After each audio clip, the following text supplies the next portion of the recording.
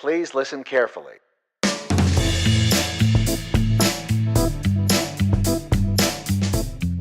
Detective D, The Four Heavenly Kings is the third film in the Detective D series, and it is directed by Tsui Hark. This is my first venture into the world of Detective D, but as I've been told, apparently they're pretty self-contained, so it really doesn't matter where you start, and the other films really don't have much relevance on the plot of this one. For me, I was mostly interested because of the fact that Tsui Hark is attached to this project.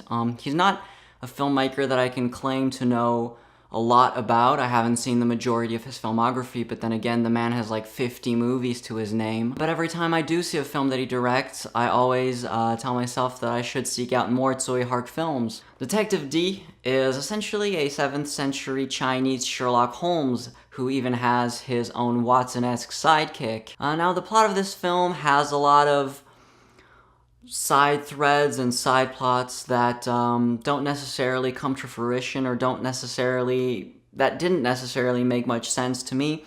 But as for the main plot of the film, Detective D is investigating a series of crimes which aren't really clear, at least were not very clear to me from the get-go. But as the movie comes together, we quickly learn that there is a danger, an imminent threat on the life of the Emperor by an ancient Indian warrior tribe, a warrior guild, that the previous emperor brought in 30 years ago to fight in the war to consolidate his empire. Now, this tribe, as I mentioned, is from India, and they have a specific power, which is that of mind control. They can essentially control people's minds and create illusions and have people sort of hallucinate and imagine things when there is nothing, which can allow for a lot of visual flourishes in the filmmaking. So how is this big-budget Chinese blockbuster any different than the Western blockbusters that we're more accustomed to, or at least that I'm more accustomed to?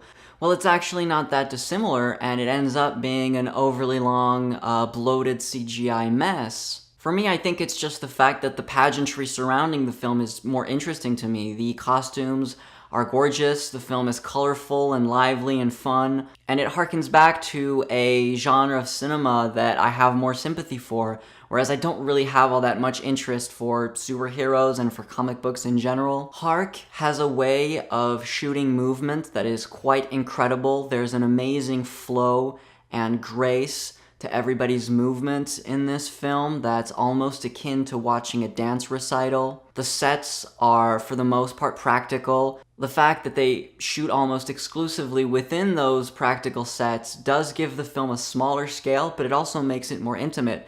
And it means that they don't have to use CGI, which, thank God, because when they do, the CGI is absolutely awful.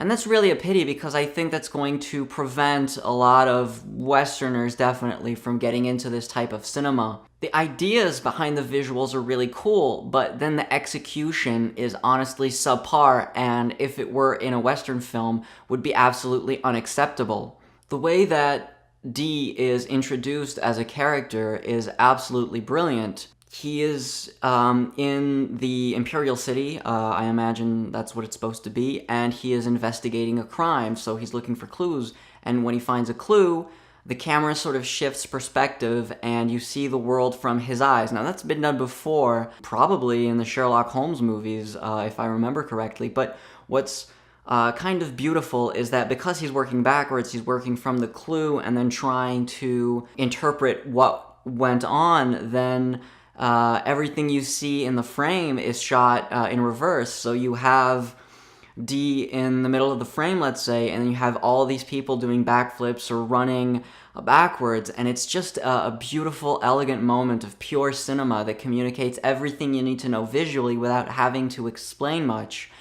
And it's a pity that probably the best scene in the film is so early on, and then there's the huge problem, of course, that that's really only the only bit of investigating that D does throughout the film. The rest of the film is, unfortunately, like I said, just not really interesting action and bloated CGI. But that scene just proves what an eye Tsui Hark has, and what a tremendous visual filmmaker he is, and it's just unfortunate that that is one little scene in the movie, and there are a few other little scenes here and there where you think, man, what a fantastic director. And unfortunately, the film as a whole sort of gets bogged down in uninteresting plot and uninteresting action, and as a whole, it's a film that, in a Fantasia environment, was fun to watch, and I'm glad I saw it, but I don't know if I'm actually going to go out and seek other Detective Ds, although I have heard that the first one is less action-heavy and more just batshit insane, which could certainly interest me, but in terms of Tsui Hark films, I certainly was far more impressed with films like Time and Tide or Green Snake, and if you're not familiar with his films yet, those are definitely movies I would recommend above this one. So as always, thanks very much for watching the video. If you liked the review, be sure to hit the like button, and if you're not subscribed yet, then please consider doing so, and until next time, see ya in some more Fantasia-related videos.